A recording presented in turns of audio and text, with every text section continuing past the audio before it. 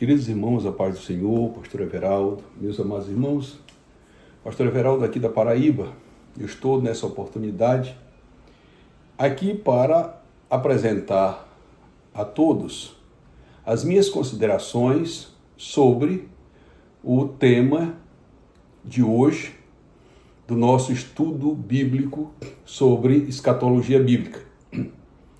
Como sabem todos, nós estamos aqui na Paraíba essa semana no nosso grupo estudando escatologia.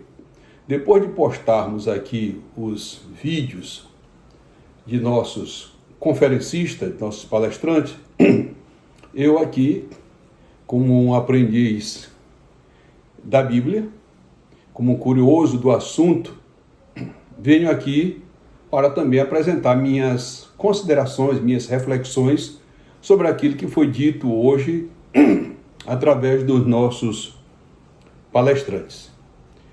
O assunto de hoje trata-se de responder uma pergunta: onde está a arca do concerto? Eu começo dizendo aos irmãos que uma coisa que todos já sabem, né? A arca, na verdade, era um caixote, né? Era um caixote, né? Feito de madeira, de cetim, que por ordem de Deus tratou isso com tanto detalhe que deu até as medições, né? Media 2,5 côvado de comprimento, com 1,5 côvado de altura e largura, era quase retangular. E era coberta de ouro, né? Ouro batido, ouro de primeira qualidade, tanto por dentro como por fora, né?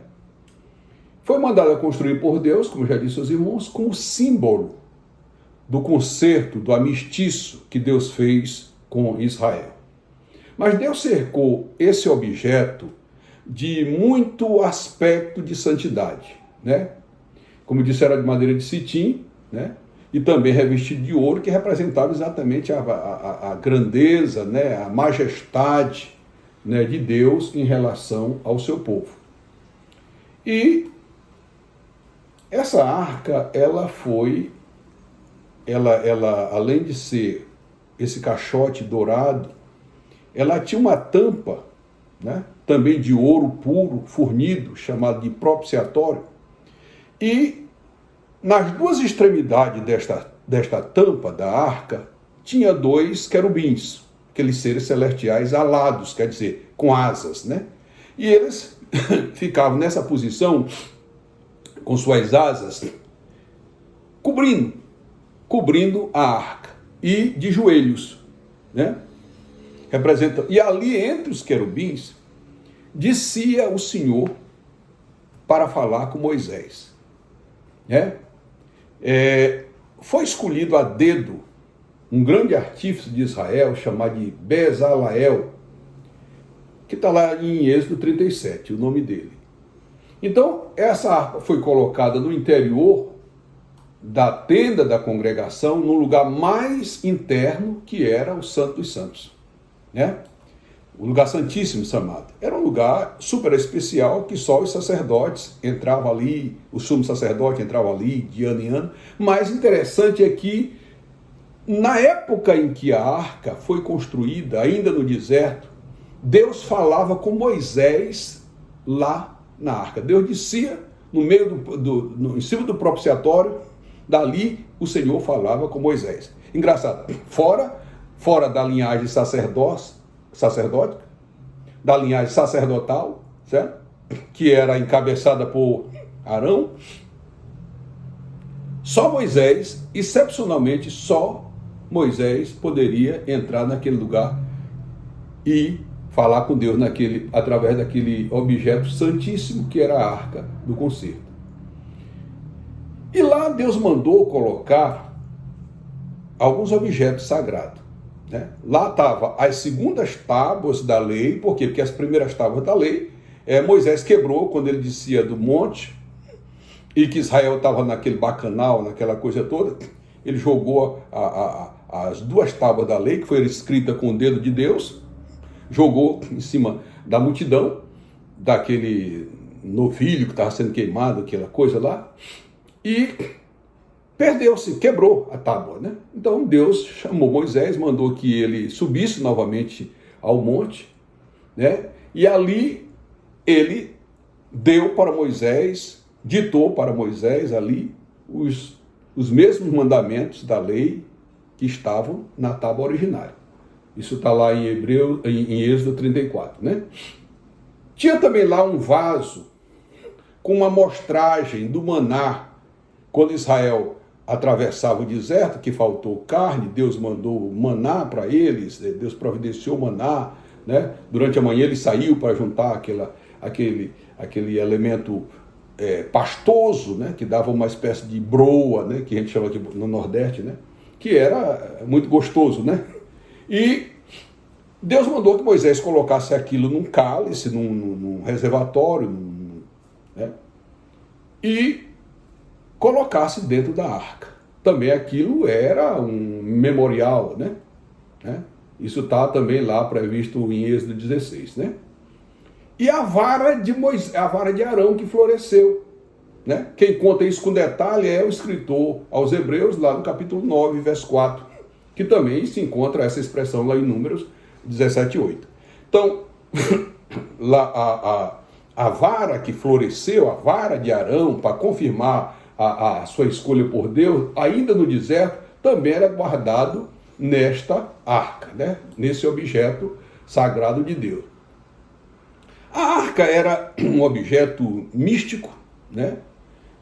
Muito temido, muito respeitado, porque tinha-se a crença de que o exército que possuísse a arca do Senhor, a arca da aliança, jamais seria vencido, jamais poderia ser vencido. Daí os filisteus tomarem a arca, e depois houve aquele incidente, aquelas pragas no meio dos filisteus, que eles tiveram que devolver a arca. Mas isso era a arca do Senhor, né? Aquele objeto mandado, escolhido por Deus até as suas dimensões, né? Mas o que se pergunta hoje é: onde estará a arca do concerto?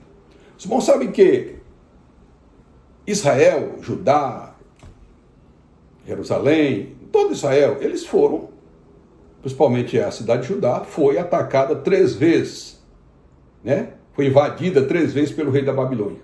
Na terceira vez, por volta de 586, eu não gosto muito de citar esses números, porque número, data, peso e medida na Bíblia é muito relativo. É difícil você fazer assim, uma previsão e dizer que aquilo está certo, né? Até porque os calendários, entre o que nós temos hoje, o nosso calendário em vigor, com o calendário da época é diferente, então dá sempre essa diferença.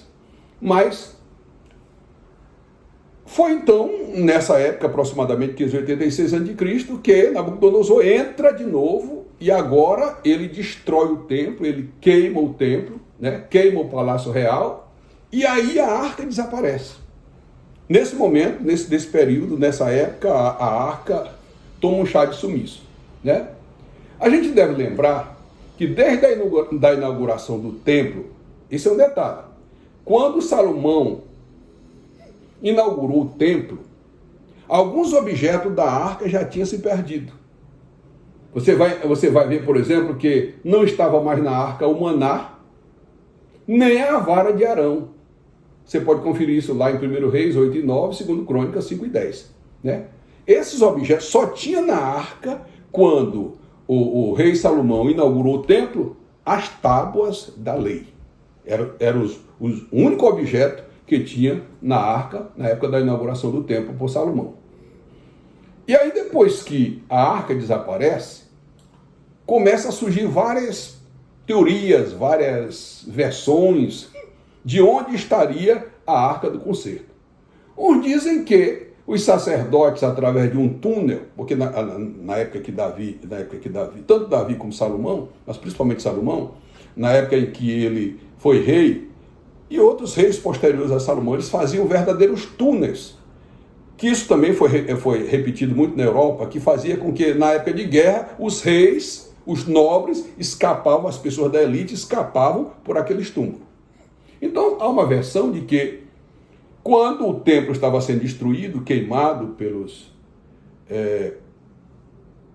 babilônicos, os sacerdotes teriam roubado a arca, saído com a arca por um daqueles túneis e teriam escondido a arca num lugar que ninguém sabe até hoje. Outros dizem que os sacerdotes, outros dizem que tem tem uma versão histórica e uma tradição colhida de 2 Macabeus, no capítulo 2, me parece, 2 Macabeus, é que Macabeus relata que a arca teria sido tirada pelo profeta Jeremias e escondido numa caverna, né, no Monte Tabor, e que depois esses discípulos de Jeremias que ajudaram a conduzir a arca, passado a invasão, porque Jeremias foi só depois que foi retirado, foi permitido até que ele ficasse na cidade arrasada. E depois então eles voltaram para procurar a arca e não encontraram mais o caminho, né? Não acertaram mais o caminho onde eles teriam deixado a arca, o caminho da caverna. Outros dizem que a arca simplesmente foi destruída, foi derretida, né? Porque ela era de ouro puro. O rei da Babilônia, né, utilizou, né, o ouro, derreteu o ouro para fazer seus utensílios, suas imagens, etc, etc. Outros afirmam que Deus recolheu a arca, isso com base na visão do evangelista João Evangelista, lá em Apocalipse 11:9, onde ele diz que viu o céu aberto e viu lá a arca do concerto. Isso aí é que intriga a maioria dos comentadores, dos teólogos, né? Porque alguns dizem que essa arca do concerto, que João viu, não é a arca que Moisés fez. Porque a arca que Moisés fez, ela era uma espécie de maquete, ela era uma espécie de símbolo da arca do concerto que está no céu. E eles falam isso, né, se baseando em Hebreus 9:23 e Hebreus 8:5, né, que diz que o escritor aos Hebreus fala das figuras, né, que no caso eles atribuem a arca como se fosse uma figura, né, da arca do concerto que está no céu, né? Outro diz que ela foi levada para a Etiópia por um príncipe que era filho de Salomão com a rainha de Sabá. Quando ela visitou Salomão, teria tido um relacionamento com o rei. Isso não seria difícil, porque Salomão tinha muitas mulheres, né? Uma mais, outra menos, né?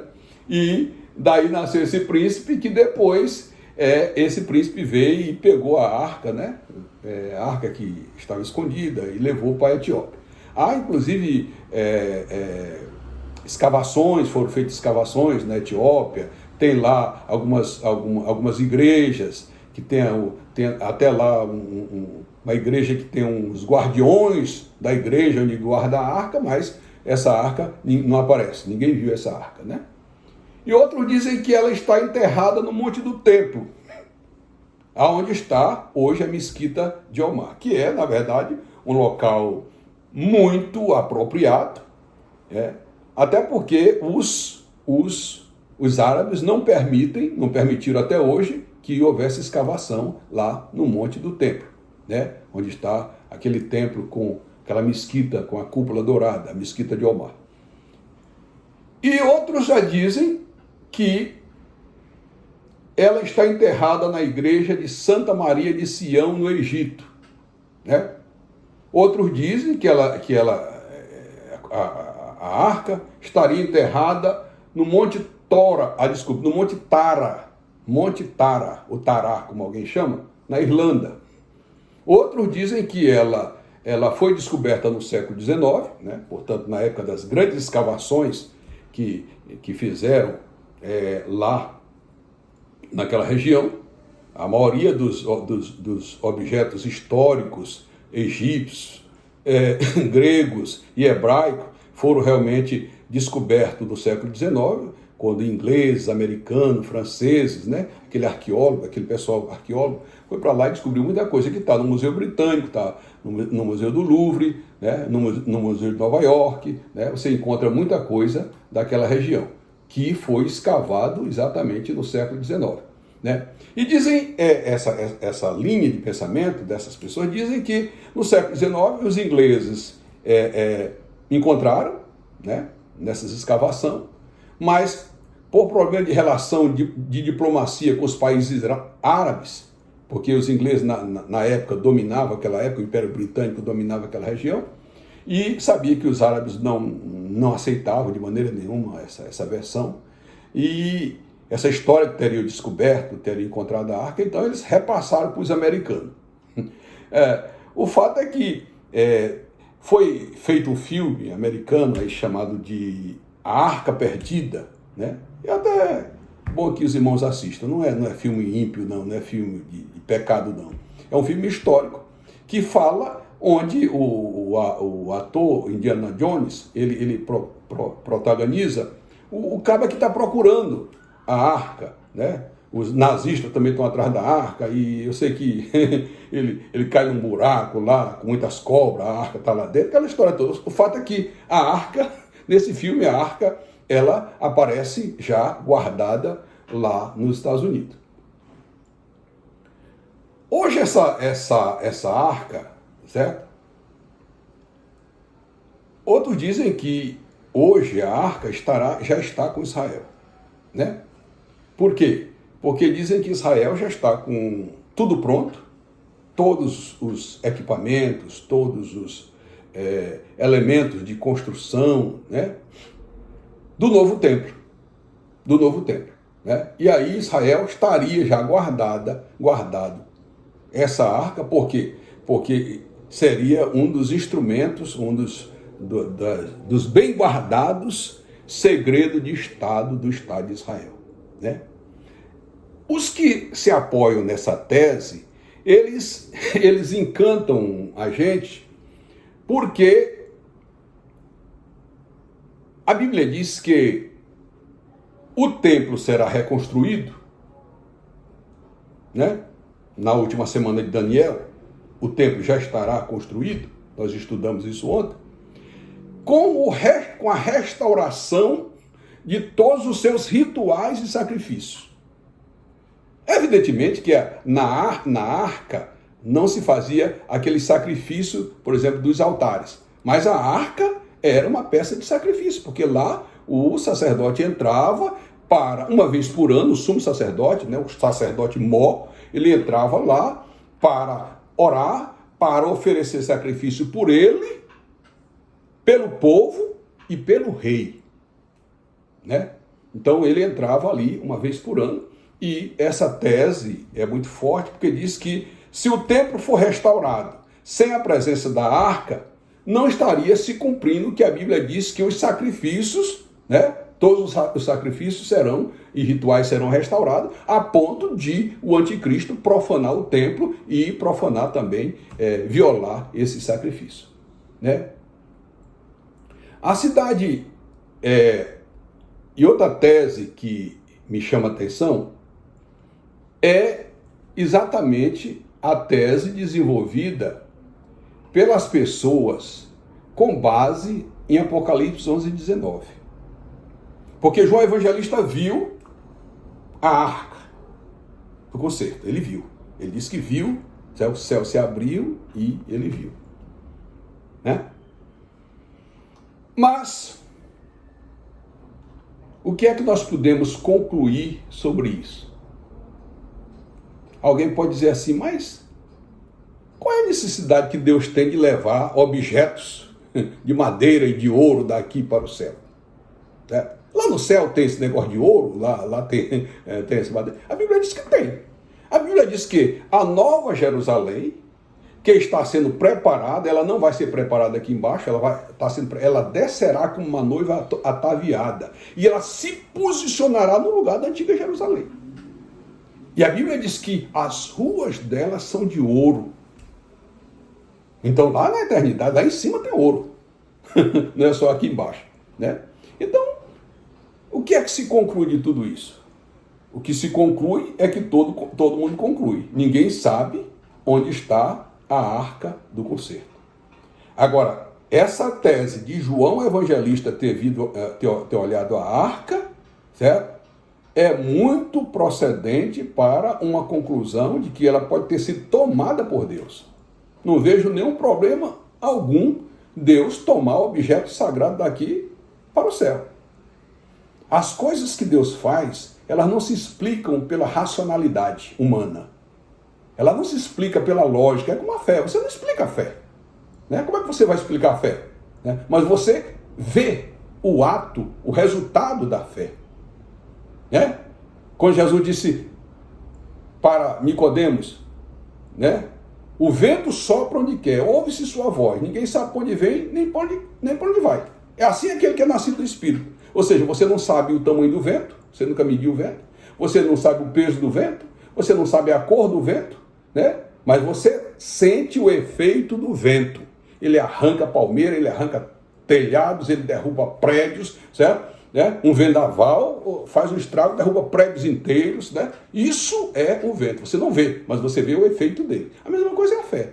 A fé você não conta ela, você não mede ela, você não sabe qual é o tamanho dela, você não sabe qual é a altura dela. Agora você vê o efeito da fé na vida das pessoas. Elas mudam. A fé pega, por exemplo, um carcereiro e transforma ele num ministro de Deus, né? Um drogado e faz ele um homem de Deus, né? Então são efeitos da fé.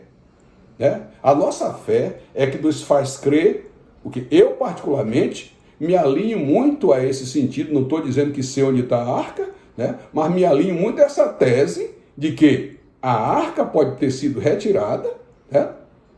E poderá ser devolvida, não sei, porque quando o templo for restaurado, certo? A arca deve estar lá. Porque os sacrifícios são restaurados, os rituais são restaurados, né? É tão tal que o anticristo vai entrar dentro e profanar tudo, né? O fato, irmão, é que, concluindo o final, como diz o Matuto, ninguém sabe onde está a arca do Senhor. É possível que ela tenha se perdido também, porque o maná se perdeu. Né? Afinal de contas, o maná era a coisa mais frágil, né? Era uma broa, era um pão. Né? A vara também é fácil, se quebrar uma vara, um pedaço de madeira, é fácil. Agora, um objeto feito de ouro, né?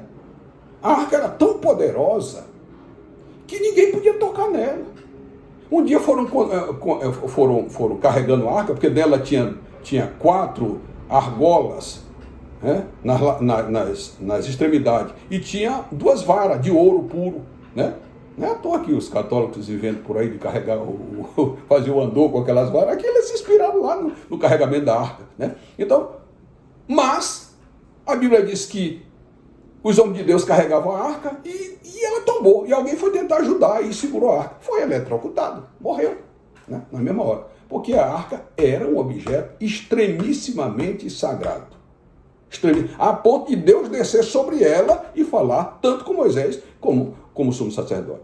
Então acredito que ela não está assim perdida e irrecuperável. Acredito que ela esteja guardada e deverá ser apresentada no futuro, no momento adequado e no momento escolhido por Deus. Essa é a minha conclusão. Não sei onde está a arca. Se alguém souber, me diga. Mas eu acredito que ela será encontrada e será reposta no templo, certo? Antes do reino milenial. Antes que Jesus inaugure o reino milenial. Certo? Porque quando o anticristo invadiu o templo, na grande tribulação para profanar, não faz sentido a arca não estar lá. Se os sacrifícios, se os rituais sagrados antigos já foram restaurados. Mas aquilo que Deus não revelou, não cabe a nós revelar, mas cabe a nós, através do processo salvídico e através da nossa fé, acreditar naquilo que está escrito na Bíblia Sagrada. Um grande abraço a todos. Essas foram as minhas considerações.